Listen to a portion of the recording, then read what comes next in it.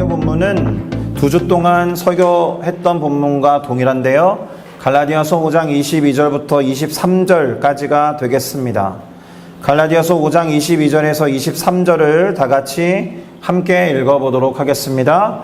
오직 성령의 열매는 사랑과 희락과 화평과 오래 참음과 자비와 양선과 충성과 온유와 절제니 이 같은 것을 금지할 법이 없느니라. 아멘. 자, 저는 방금 함께 읽은 갈라디아서 5장 22절에서 23절을 가지고 열매는 우리를 겸손하고 온유하게 한다라는 제목으로 9월부터 이어온 열매에 관한 설교 7번째 시간을 가져보려고 합니다. 자, 오늘은 우리가 잘 아는 이 속담, 곧 벼는 익을수록 고개를 숙인다라는 속담으로 시작을 해보겠습니다.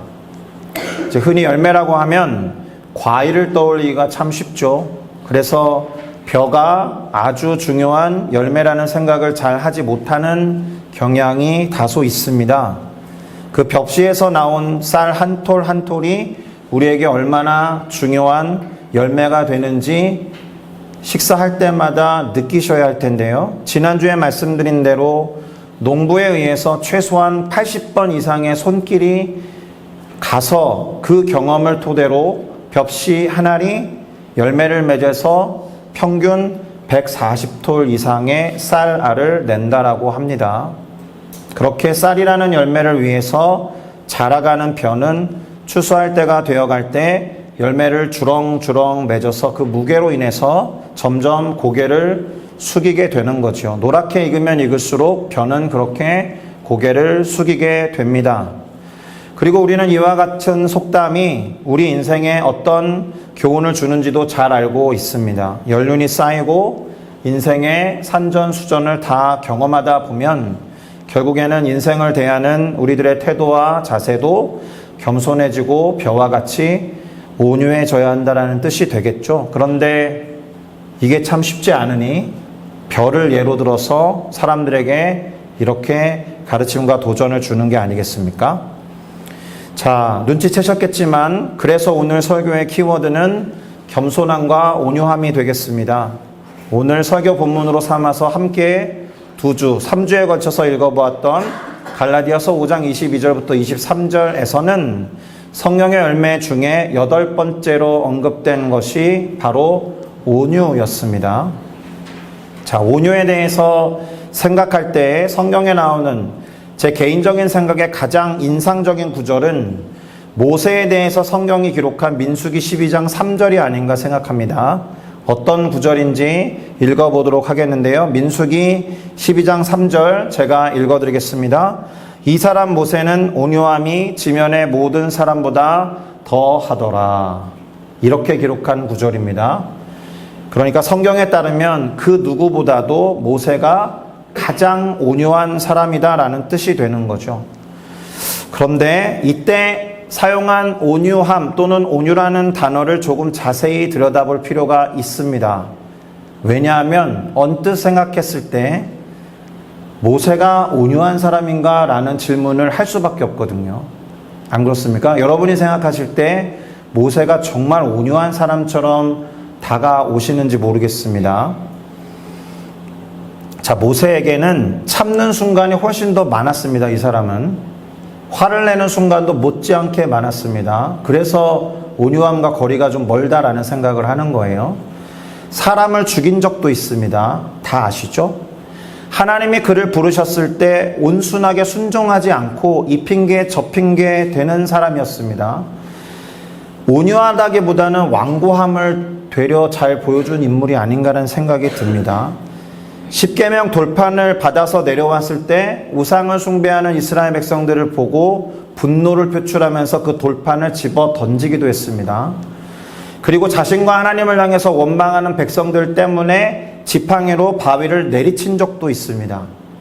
그러니까 이 몇 가지 굵직굵직한 장면들만 생각을 해봐도 모세라는 사람이 과연 온유한 사람인가 잘 모르겠다라는 거죠. 그런데 왜 성경은 이 사람 모세는 온유함이 지면의 모든 사람보다 더하더라 라고까지 기록하면서 모세의 온유함에 대해서 말했을까? 그것을 이해하고 싶어서 원어를 좀 살펴볼 필요가 있습니다. 이때 사용된 온유함이라는 단어는 이렇게 생겼고요. 발음은 아나브라고 합니다. 주로 겸손한, 온유한으로 번역이 되고 있지만 어떤 경우에는 억압된, 가난한, 비참한 이런 뜻으로 번역이 되기도 합니다. 이유는 이 단어에 어근이 있는데요. 괴롭힘을 받다, 압박을 당하다, 괴롭히다, 고통을 당하다라는 뜻에 해당하는 아나라는 단어에서 왔기 때문에 그렇습니다. 자, 이렇게 놓고 보니까 모세가 그의 일생을 돌이켜보면 참 괴로움을 많이 느낀 인물이다라는 것이 눈에 보이기도 합니다. 압박이나 억압, 고통도 제법 많이 당한 삶을 살아갔음이 보인다라는 거예요. 다시 말씀드리면 이 온유함이라는 것은 오랜 시간 동안에 참고 인내하면서 형성되는 어떤 성품이다라는 것이 보이는 단어입니다. 모세만큼 무엇인가를 오랜 시간 동안 자주 참아야 했던 사람도 드물어요. 그러니까 아까 읽어드렸던 민수기 12장 3절은 이렇게 바꿔서 해석을 해드릴 수도 있습니다. 모세만큼이나 힘들고 어려운 순간을 잘 견디고 참아낸 사람도 없다라는 뜻으로 읽힌다라는 거예요. 네, 모세의 겉으로 봤을 때의 온유함은 그가 오랜 시간 동안 80세 또는 120세까지 오랜 시간 동안에 참고 견디고 인내한 시간 때문에 형성되고 붙여진 온유함이다라는 겁니다. 구약 성경에서 온유함에 대해서 가장 인상적인 구절이라고 생각한 것을 하나 찾아봤으니까 신약 성경에서도 한 구절 찾아서 비교를 좀 해보려고 합니다. 마태복음 11장 29절에 보니까 예수님께서 당신 자신을 어떻게 표현했는지가 나와 있습니다. 바로 나는 마음이 온유하고 겸손하니 나의 멍에를 메고 내게 배우라. 그리하면 너희 마음이 쉼을 얻으리니. 이렇게 말씀하신 내용입니다. 예수님께서 당신 스스로를 온유하고 겸손하다라고 표현했습니다. 예수님이니까 그럴 수 있죠. 하나님과 동일 본체이신 예수님이 당신을 이렇게 표현하기로서니 저는 반대하는데요, 예수님. 이렇게 말할 사람 없죠. 그런데 차마 그렇게 반대는 못하겠는데요. 예수님의 삶도 온유함으로만 철저하게 표현될 것 같지는 않거든요. 그래서 이 온유함에 해당하는 원어를 잠시 또한 살펴보면 신약 성경은 그리스어로 기록됐기 때문에 프라우스라는 헬라어로 표현되고 있습니다. 주로 온유한, 친절한, 겸손한으로 표현되는 단어입니다. 여러분들에게 예수님은 한없이 온유한 분이십니까? 제가 먼저 멍석을 깔았으니까 사복음서의 예수님의 모습을 보면 온유함과는 조금 거리가 있는 모습을 보여주실 때가 제법 많습니다. 물론 소외된 사람들에게는 한없이 온유한 분이셨지만 생각보다 예수님 화를 많이 내셨는데, 예를 들면 바리새인들이나 서기관들에게는 가식덩어리의 사람들에게 쓰는 아주 자주 쓰는 표현이 뭐였습니까? 독사의 자식들아, 이 회칠한 무덤과 같은 자들아 라고 부르시면서 화를 내셨음을 볼 수가 있습니다. 심지어 당신의 말씀을 잘 알아듣지 못하는 제자들에 대해서도 내가 언제까지 너희들과 함께 있을 거라고 생각하느냐, 이 믿음이 연약한 자들아, 이런 식으로 화에 가까운 감정을 표현한 게 훨씬 더 많아서 제자들하고 바리새인들 대부분의 사람들에게는 온유한 분으로 보이지 않는다는 겁니다. 가장 정점을 치는 장면은 뭐예요? 성전에 들어가셨을 때 장사하는 무리들의 상을 다 뒤집어 엎으시면서 분노를 표출하신 그 예수님을 보면서 와, 온화한 분이시고 온유한 분이시네 라고 생각할 사람은 잘 없을 거다라는 겁니다. 그러고 보면 성경에 기록된 온유함이라는 단어는 우리가 흔히 생각하는 유순하고 부드러운 어떤 모습과는 살짝 거리가 좀 있어 보여요. 오히려 참고 견디는 것, 인내하고 인고의 세월을 지나가는 것과 관련이 생각보다 많은 단어입니다. 다시 말해서 온유함은 고통과 어려움 속에서도 오래 참고 견딘 결과이자 열매일 수 있다라는 겁니다. 왜 갈라디아서 5장 22절부터 23절에 성령의 열매라고 표현하면서 온유라는 단어를 써 놓았는지 와닿을 거라고 생각합니다. 자, 우리가 나무의 열매를 보면서 겸손하고 온유해져야 하는 이유도 여기에 있습니다. 이유가 뭘까요? 나무가 열매를 맺기까지 바람 부는가 싶으면 덥고 비바람과 폭풍, 번개와 추위, 가뭄 등을 견뎌야 했기 때문에 그렇습니다. 이와 같은 견딤과 참음 그리고 인내와 고통 없이 열매가 맺어지지 않는다라는 거예요. 그런데 그거 아십니까? 나무를 심자마자 1년 만에 열매를 내는 나무는 없어요. 거의 열매를 맺을랑 말랑한 나무를 뽑아서 다른 데 옮겨 심어도 1년 이상 걸려요. 열매를 맺을 수 있는 나무를 아무리 바로 열매를 따고 싶어서 옮겨 심어도 땅에 적응하는 기간이 필요하기 때문에 다 자란 나무도 열매를 맺지 못합니다. 최소 2년 이상의 시간이 필요해요. 제가 찾아보니까 아몬드 나무는 2년에서 4년이 걸립니다. 사과나무는 2년에서 5년, 살구나무도 2년에서 5년, 체리나무는 3년에서 7년, 귤나무도 2년에서 3년. 그러니까 아주 어린 묘목부터 키운다면 이것보다 더 걸린다라는 거예요. 자, 그럼 나무는 첫 열매를 맺을 때까지 지금 말씀드렸던 바람, 무더위, 장마, 폭풍, 번개, 추위, 가뭄 등의 변화를 그저 한 번만 경험하는 게 아닙니다. 첫 열매를 거두기 전까지 2번, 3번을 반복해서 이런 것들을 견디고 견뎌낸 결과가 첫 열매다라는 겁니다. 최소 2번 이상, 여러 번 그와 같은 고통과 어려움, 시련 등을 거쳐서 열매 맺는 것이 나무라는 것을 생각하면 이따가 예배 마치고 식사할 때 먹는 밥 한 톨, 그리고 오늘도 디저트로 과일이 나오겠지만 과일을 먹을 때 얼마나 겸손하고 온유한 자세로 감사를 표하면서 식사를 대하고 과일과 열매를 대해야 되는지 한 번쯤 생각해 볼 필요가 있습니다. 자, 한국인으로서 참으로 자랑스러운 소식을 주중에 접하게 되었죠. 이 소식을 들은 것이 10월 10일이었습니다. 10월 10일은 10월 9일 한글날 다음 날이에요. 그리고 시차를 고려해 보면 거의 한글날에 발표한 것과 같습니다.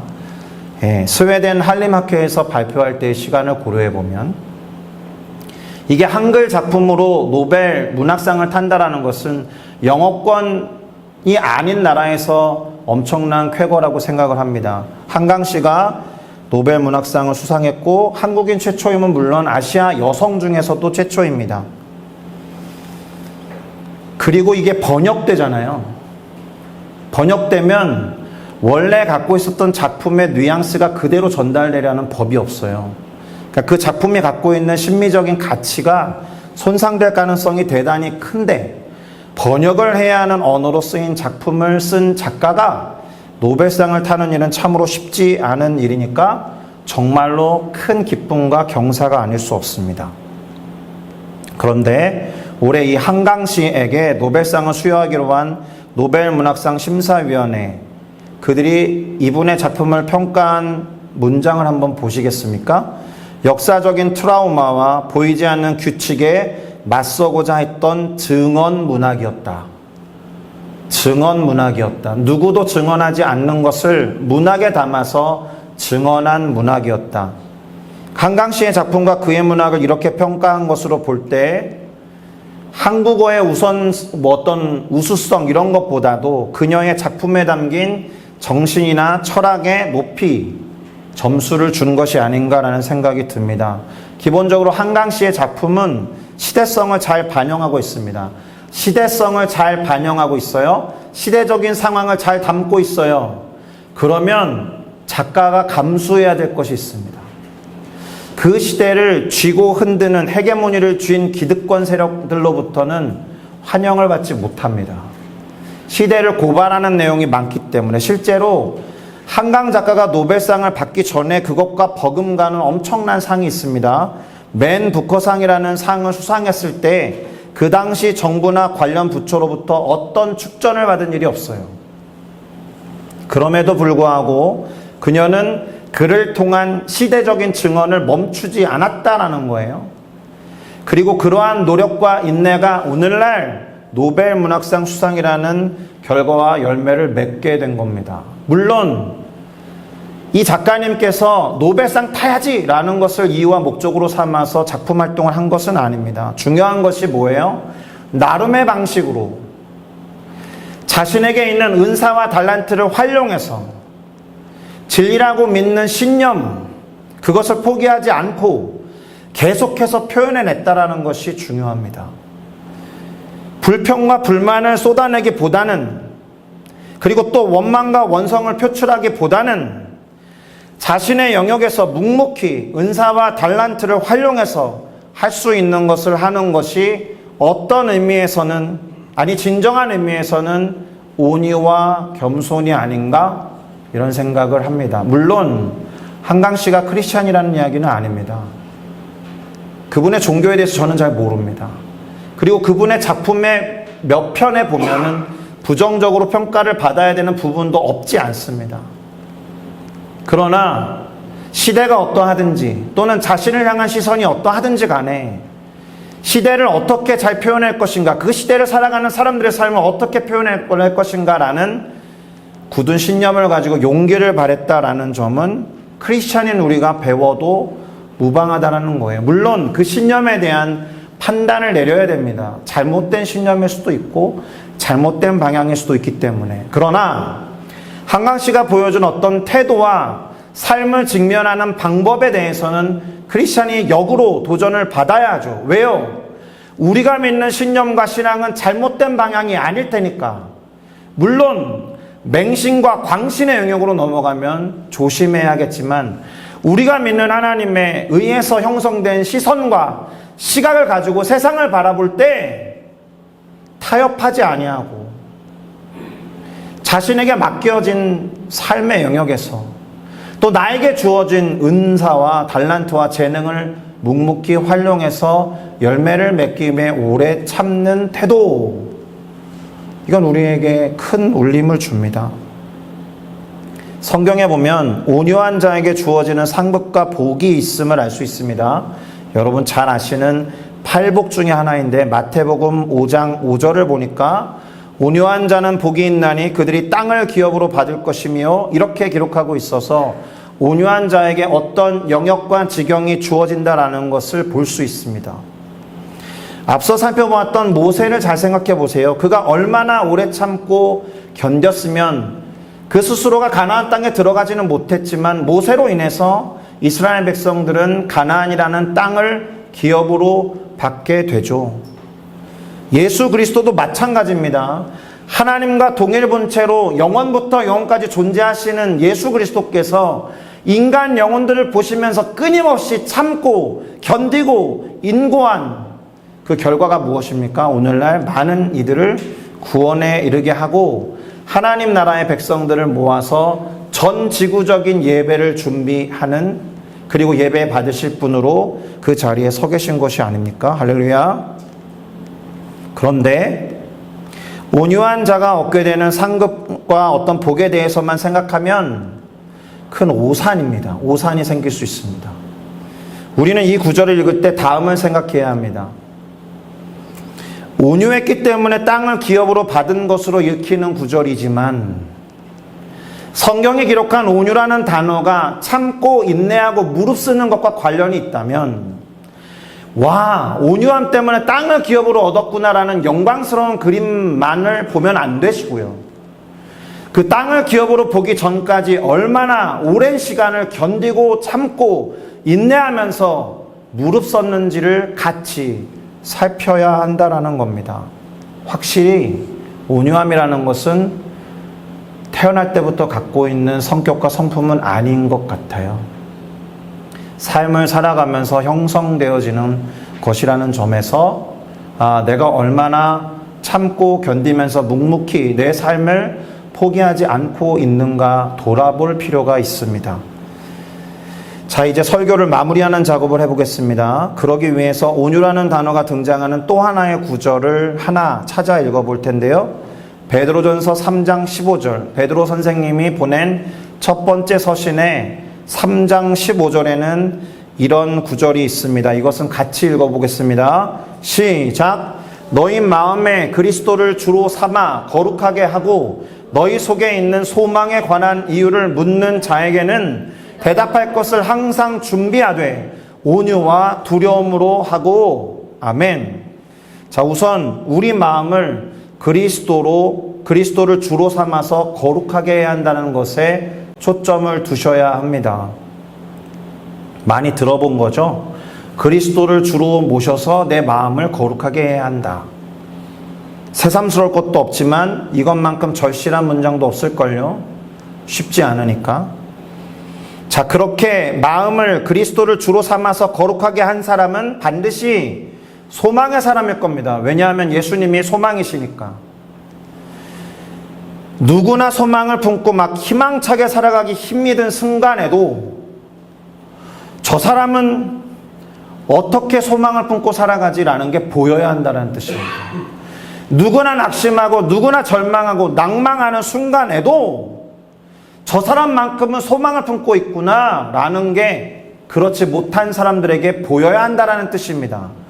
그런 사람들이 그런 모습을 보면 질문을 던지겠죠. 너에게 있는 소망의 이유가 무엇이냐? 그렇게 물을 때 대답할 것을 항상 준비하라라는 거예요. 대답할 것을 항상 준비해라. 자, 여기에서 대답할 것을 준비한다고 할 때 대답에 해당하는 원어를 하나 더 가르쳐 드리겠습니다. 아폴로기아라고 발음되는 단어입니다. 변론하다, 방어하다, 대답하다 라는 것의 명사형입니다. 여기에서 여러분 변증학이라고 들어봤습니까? 아폴로지라는 학문, 이 단어가 거기에서 왔습니다. 기독교 진리에 대해서 의문을 품고 질문을 던지는 사람들에게 설명하고 가르쳐 주면서 기독교의 진리를 옹호하는 학문을 변증학이라고 불러요. 기독교 변증학이라고. 그리고 어떤 분들은 이와 같은 설교 자체를 기독교 변증 시간으로 가질 정도로 대단히 중요한 영역입니다. 대표적인 변증가를 소개해 드리겠습니다. 그 사람은 리스트로벨이라는 사람입니다. 이 사람이 원래는 한국의 조정민 목사님과 같이 기자였습니다. 시카고 트리뷴지의 법률 전문 기자. 그러니까 글 쓰는 사람이면서 동시에 법률가였어요. 무신론자였습니다. 이 사람이 뭐죠? 개종을 했습니다. 예수 그리스도를 믿고 하나님을 믿는 하나님의 자녀가 된 이후로 자신의 법적인 지식이나 연구하는 방법, 글 쓰는 기자로서의 어떤 태도와 달란트와 은사를 활용해서 기독교를 변증하는 책들을 이렇게 많이 적어놨습니다. 부활의 증거, 예수는 역사다, 예수 그리스도, 특종 믿음 사건. 이 책들은 다 우리 교회에 있습니다. 빌려가서 마음껏 보셔도 됩니다. 그러면 사람들이 던지는 질문에 대해서 이 사람이 찾아간 여정 그대로 대단히 설득력 있게 설명해 놓았습니다. 이 이외에도 하나님의 시그니처, 기적인가 우연인가, 은혜, 하나님의 은혜 등이 있으니 참고하시면 좋겠습니다. 그러니까 변증, 소망의 이유에 대해서 물어보는 사람들에게 그 이유를 대답하는 과정, 변호하고 옹호하면서 그 기독교의 진리를 증언하는 것, 이것을 기억하면 좋겠습니다. 다시 베드로전서 3장 15절로 돌아와 보죠. 우리가 품고 예수 그리스도라고 하는 그 품고 있는 소망에 대해서 누군가가 그 이유를 물어볼 때 대답할 준비를 하라라고 했으니까 그냥 믿어 라는 대답이 중요한 게 아니에요. 제가 살아온 시절만 해도 의심하지 말고 그냥 믿어 이런 이야기를 어머님으로부터 그리고 그 또래의 신앙의 선배님들부터 많이 들었는데 요즘은 그렇지 않아요. 질문을 하고 질문에 대답을 얻는 과정이 상당히 중요합니다. 그런데 대답할 준비를 함에 있어서 중요한 태도 두 가지를 말해주죠. 뭡니까? 온유와 두려움으로 하라는 거예요. 인내의 다른 이름이 온유라고 했습니다. 오래 참은 것과 견디는 것 없이 온유가 나올 수 없다라고 했습니다. 그런 얘기는 누군가가 예수 그리스도에 대해서 그리고 우리가 품고 있는 소망에 대해서 물어볼 때 견디는 작업이 필요하다는 거예요. 막 금방 다투고 논쟁하는 분들 있죠. 답답해. 그거 왜 안 믿는 거야? 막 이런 식으로. 그렇게 하지 말라는 겁니다. 믿지 않음에 대해서 꾸짖거나 화를 낼 수 없다라는 뜻입니다. 인내하고 오래 참아주면서 그 누군가의 시선에 맞는 전달 방법을 생각하고, 왜냐하면 그것이 온유함이니까. 그 입장을 헤아리는 것도 온유일 수 있기 때문에 그렇습니다. 자, 그러니 결론적으로 오늘 이렇게 말씀드려 보겠습니다. 낙심과 절망의 현실처럼 보입니다. 권사님 기도 가운데도 나왔죠. 대한민국의 현실을 보면 정말 그래요. 그런데 중요한 게 뭐예요? 꺾이지 않는 마음. 그래서 예수 그리스도라고 하는 소망을 절대로 포기하지 않아서 각자의 자리에서 우리가 가진 그 소망의 이유에 대해서 온유함과 두려운 마음으로 대답하고 증언하는 자가 되는 것, 이것이 성령의 열매로서의 온유라고 생각합니다. 그래서 우리 모두가 그런 이야기를 들을 수 있으면 좋겠습니다. 야, 저 사람 참 실한 사람이네. 참 튼실한 사람이야. 성실하고 신실한데, 야, 저 사람 참 착실하다. 이런 이야기를 들어야 하는데 주목해야 할 것이 무엇입니까? 7이라는 글자가 모두 열매라는 뜻이다라는 거예요. 열매가 있는 사람이다라는 이야기를 듣는 크리스찬이 되어야 할 줄로 믿습니다. 아직도 10월달 2주가 남아서 열매를 주제로 설교할 기회가 남아있지만, 그동안 지난 6번의 이야기를 돌아볼 때 회개에 합당한 열매, 그리고 성령의 열매, 그 중에서 특별히 오래 참음과 온유의 열매를 많이 맺는 우리 모두가 되기를 예수 그리스도의 이름으로 축복합니다. 아멘. 기도하시겠습니다.